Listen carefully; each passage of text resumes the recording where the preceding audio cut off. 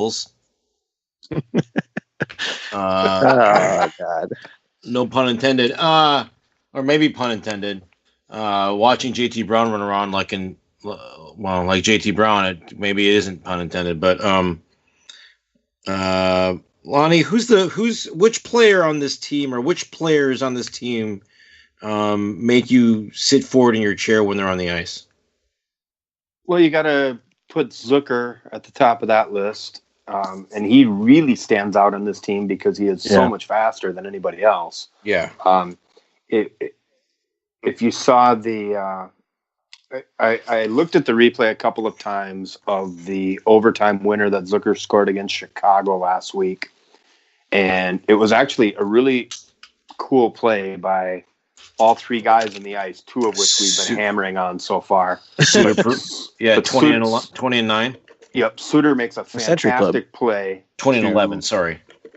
Suter makes a fantastic play to strip Brandon Saad as he's coming down the left wing.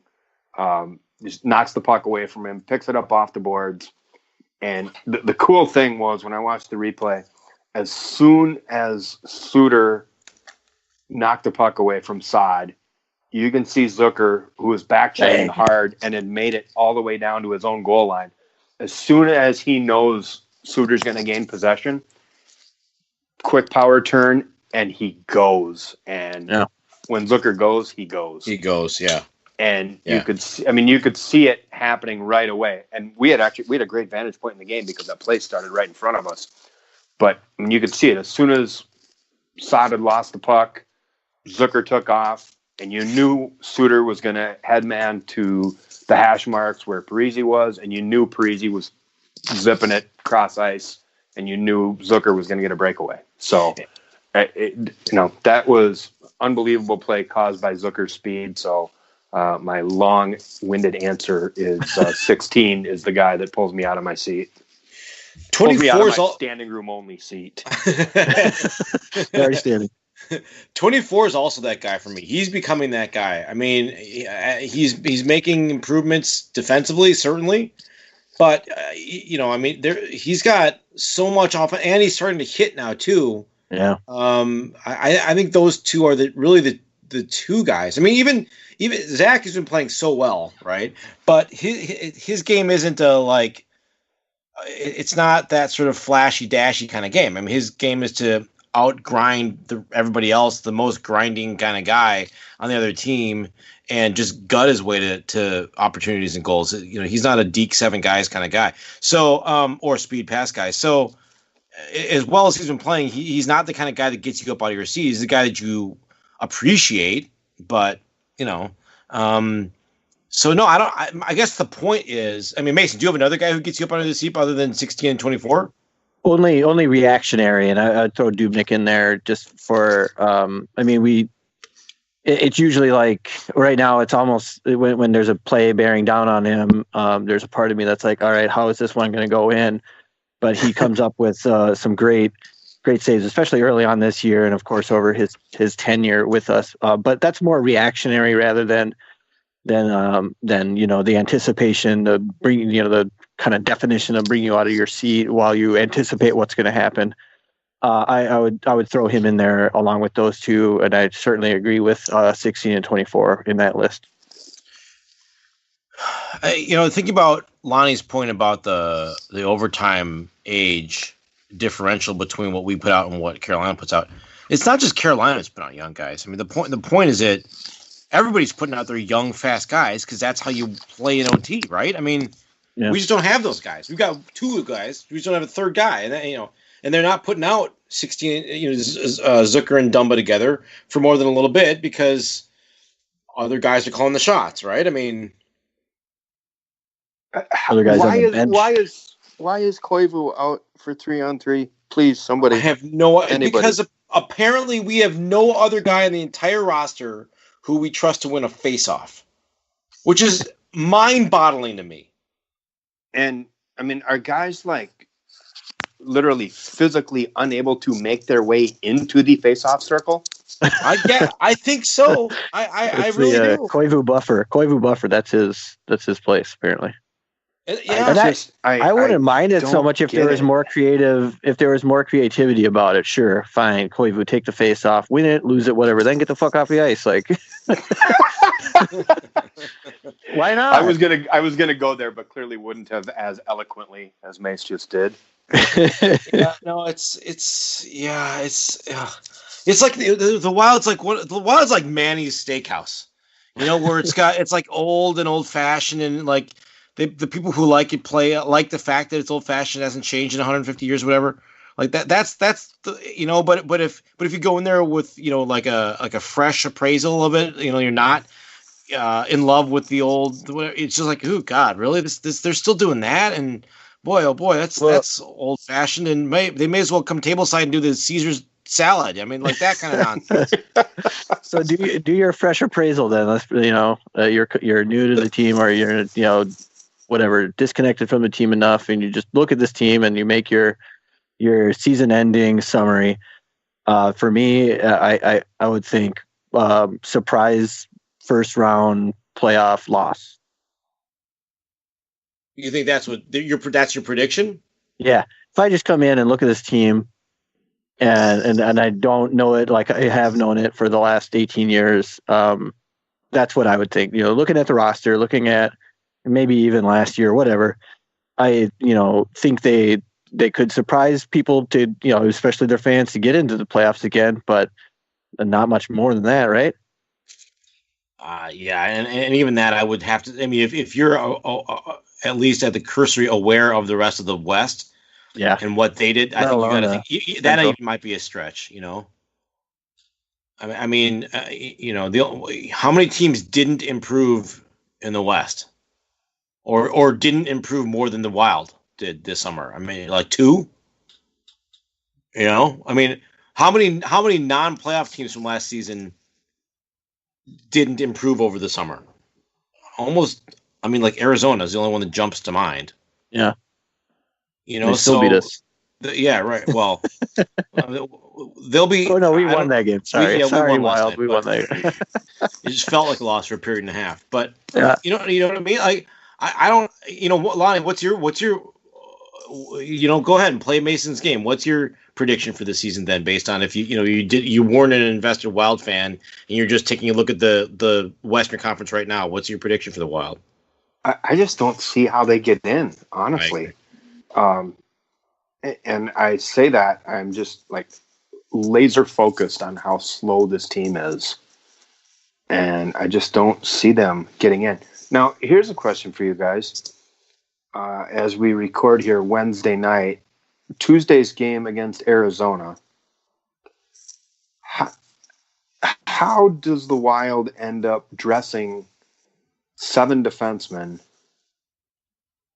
and then of course they lose another forward? So Mikko gets scratched because of population growth. Congratulations. And then Hendricks goes down with a knee injury. I mean, how do we end up with, what, 10 forwards dressed? Yeah. And the weirdest part about that to me was that it wasn't as if they didn't know that they were short. I mean, they were short already before Mikko went into labor. Right, because JE was hurt, but they knew that before they left to go to wherever they had been. Smashville, wherever. Yeah, Nashville. Right. So it was so weird. So Russo's writing before the Nashville game. I assume that they're going to bring up another guy if Eriksson Ek really can't go for a few days, and then after the Nashville game, he writes that Bruce basically indicated or said that they're going to talk on the plane on the way home from Nashville and decide whether they want to call somebody up tomorrow for the Arizona game. And then you're right. Then to pick that up that narrative, they go into the Arizona game without calling anybody else up, so they only have 11 forwards or whatever. Yeah, 11 forwards. Oh, what? And then Mikko 11. And yeah, that just seemed like. And then after the game, Bruce was like, "I'm not really sure how that happened, but they." Didn't call somebody up, and they ended up playing with 10 forwards as a result. What is that conversation like? Is it like is Bruce looking at the roster trying to decide who to call up, and he's like, I don't know, can we dress a third goalie? I don't know. It was weird though. I mean, it was Russo was sitting there trying to guess were they trying to save cap space, which is weird because they don't really need to. Oh God. That was very bizarre, and that might have been Fenton's Mike Tice moment,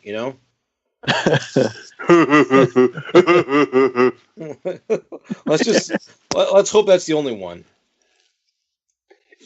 And does that maybe speak to the fact that Luke Cunnin is in Des Moines, but is anything else there?